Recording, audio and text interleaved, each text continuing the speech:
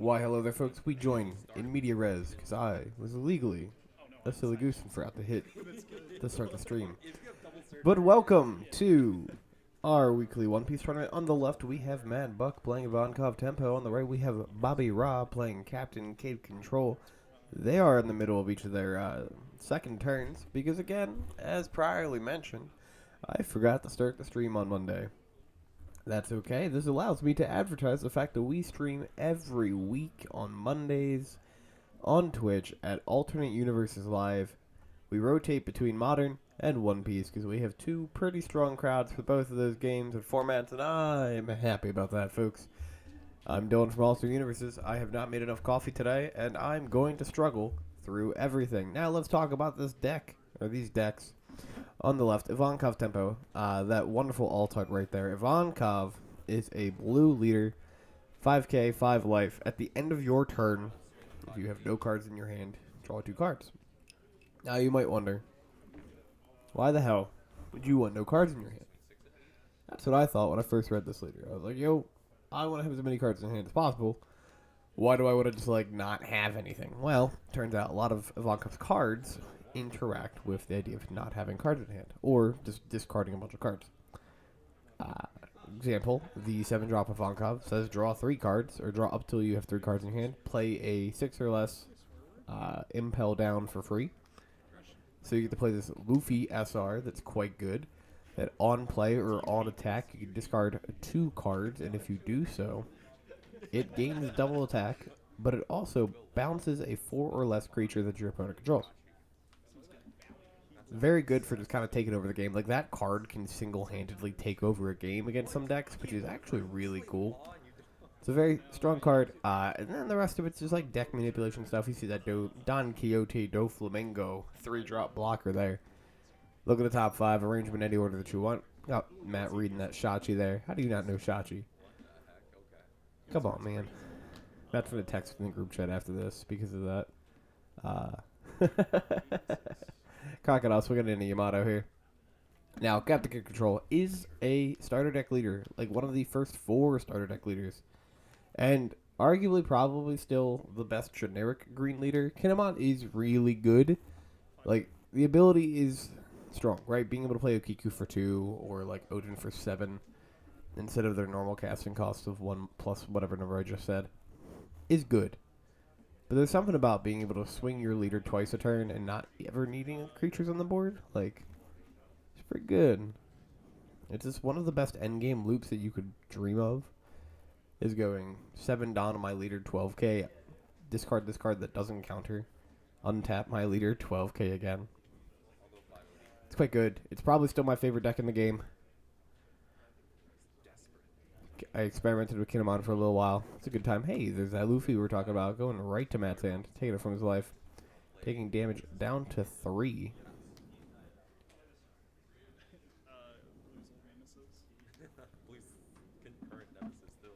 8-drop kid getting played here for Bobby. Not doing anything with it. Makes sense. Can't protect it. Can't put a down on it. So, it's just going to have it stand there imposingly. Menacingly. Complete the SpongeBob reference, folks.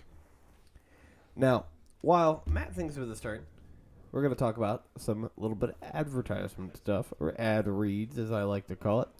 On Saturday, May 6th, I know that is so far away, 3 weeks away, we'll be doing a 1K tournament at our Wilmington location. Registration will begin at 11 a.m. Play will begin at noon. Deck lists will probably be required. If you don't know what a 1K is, we'll be giving out $1,000 as an asterisk in store credit. That asterisk means that if more than 34 players enter the event, every prize or every entry after that will be added to the prize pool. So it could be $1,000 in store credit. It could be more. We have a cap of 64 players. You can do the math. They don't pay me for the math. Alongside that store credit, we're also going to be giving out one of the super fancy Robin Nami playmats that we got from Bandai. So, if you want that playmat, I would show up to that event. Now, again, that is Saturday, May 6th at Alter Universes Wilmington. There will be a little graphic at the end of it, but if you have any interest or questions, you feel free to call the store or go to alternateu.com. That is our website. You can see some details, like the prize breakdown and all that jazz. Now Matt has played his field spell. I don't remember the name of it, but basically what it does is you can draw a card and then discard up to 3 cards, I believe. You have to discard at least 1 card, I should say. I feel like it allows you to discard more cards for some reason. I own all the pieces for Ivankov. I have not played it yet. I want to. I do want to try the deck. It looks really cool. Honestly, if there's a deck that if you're struggling and finding a deck for One Piece, Ivankov is probably one of my biggest recommendations right now because it's so cheap. Like, the Ivankov and Luffy SRs are fairly cost effective. You know, you don't have to buy anything too crazy, which is pretty nice. Like, Mihawk might be, no, because Mihawk's like $1, I think. Matt choosing to discard cards. Oh, I think at the end of your turn you can discard cards. No, that is not what happened. Bobby just swung with Kid, and Matt protected his life. This is why you don't commentate without glasses on. I'm going to put those bad boys on so I can actually see what's going on.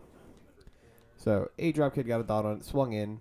Bobby plays a killer blocker, puts a dot on it, plays a killer blocker, puts a dot on it, plays a Momo, taps it, looks at the top 5 for a Land of Mono card. Probably looking for an Izo, which he finds. Izo has a gun. There's a leaf. Is that a leaf on my coffee cup? That's weird. How the fuck did a leaf get on there? I never understand how. Weird. In the green decks. I feel like I had more things to ad read. And I don't know. I don't think so. The Magic ad reads are always much more complicated.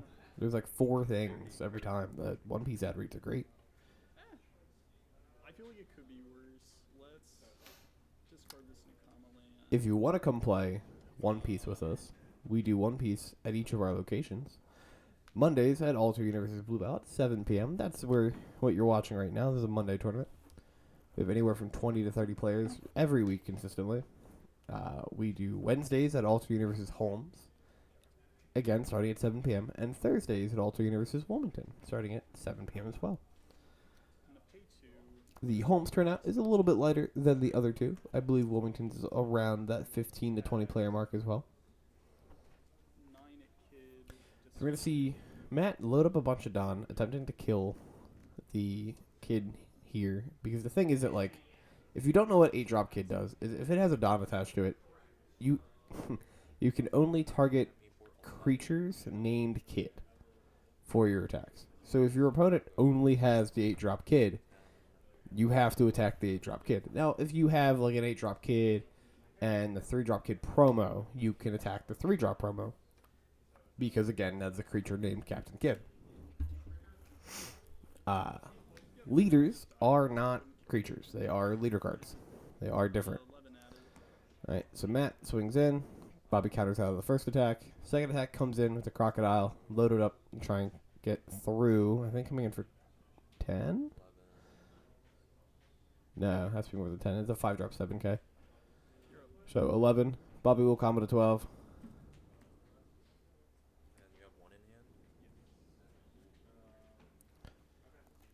And this is probably the point where Bobby will be able to take complete control of the game. Once you untap with the 8-drop Kid having protected it one time, you really just get to do whatever you want.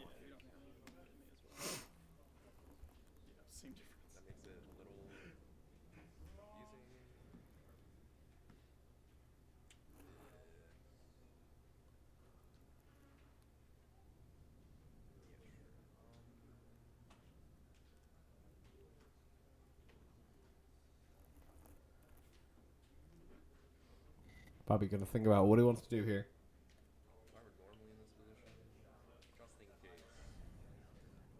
There's actually, I feel like, a world where he could kill Matt this turn. But he's gonna choose to go for the board state. To make the safer play decisions, which, understandable. Why not kill the things that can kill your kid? It's a weird sentence to say. You ever verbalize something and go, maybe not?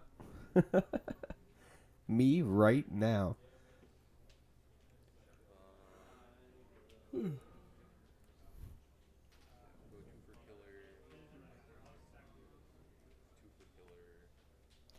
Yeah, it's not the safe play, but I feel like there's a world where you can throw one dot on the 8-drop attack and then throw the rest on the kid and go swing swing. But Bobby's play, definitely much more efficient.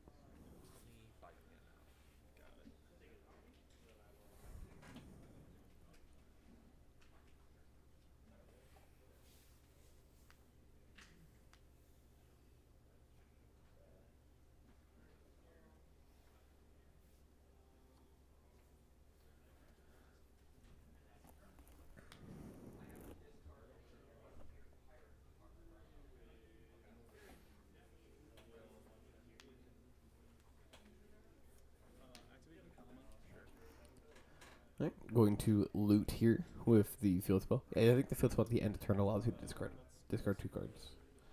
Discard up to 3 cards. Discard up to 3 is going to be. It lets you discard something. If Owen or Matt are watching this, they'll put it in the comments. They'll be like, "This is what it does," and then I'll feel silly because I don't know what cards do. I mean, what? So Crocodile going to attack in at the 8-drop kid. Crack coming in for 8 on 8.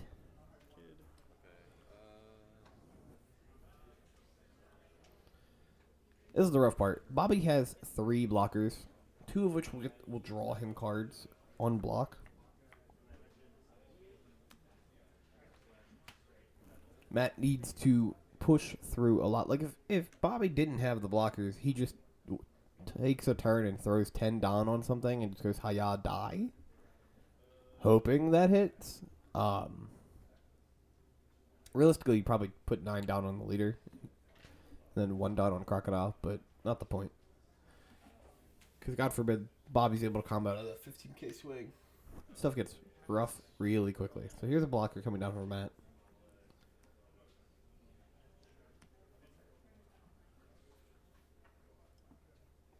Two blockers. The thing on the far left is also a blocker. I don't know the characters.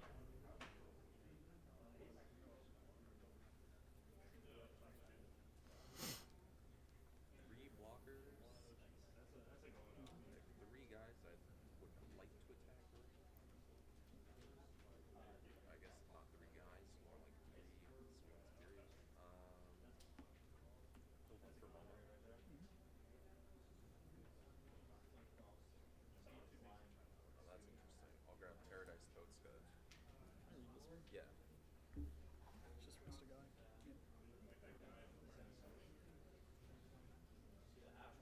Yeah. All right, picking up an event card with that Momo. All right, let's give it a quick read. We'll tap out a blocker.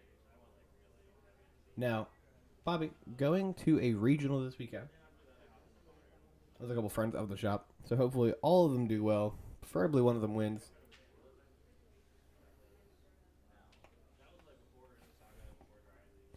We love to see our local players do well.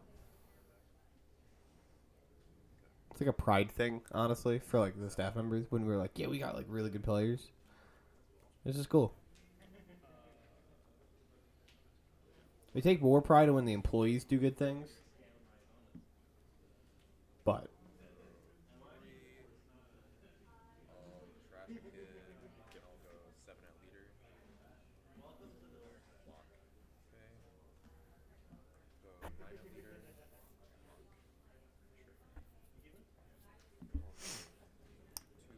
the thing is, Bobby just really only has to wait out Matt running out of blockers. Because the nature of like Ivankov's ability means that you're going to be playing with a low count of cards.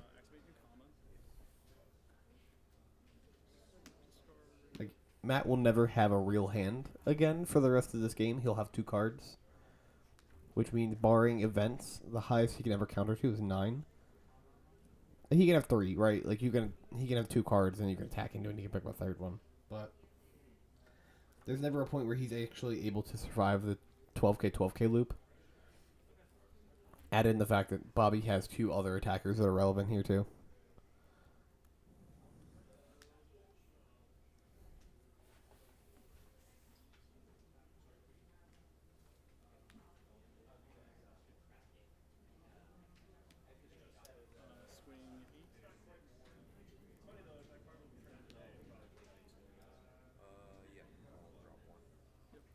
Swing 8. I'm gonna swig in. We're gonna protect.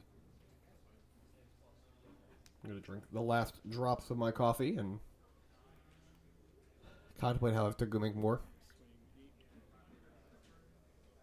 Swing 8. Ivankov, punch again.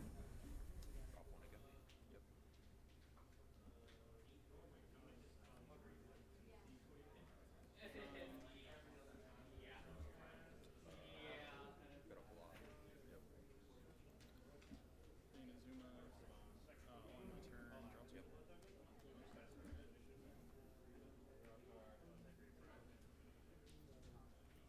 draw 2. All right, folks. Bobby untapping. Matt only has 1 blocker.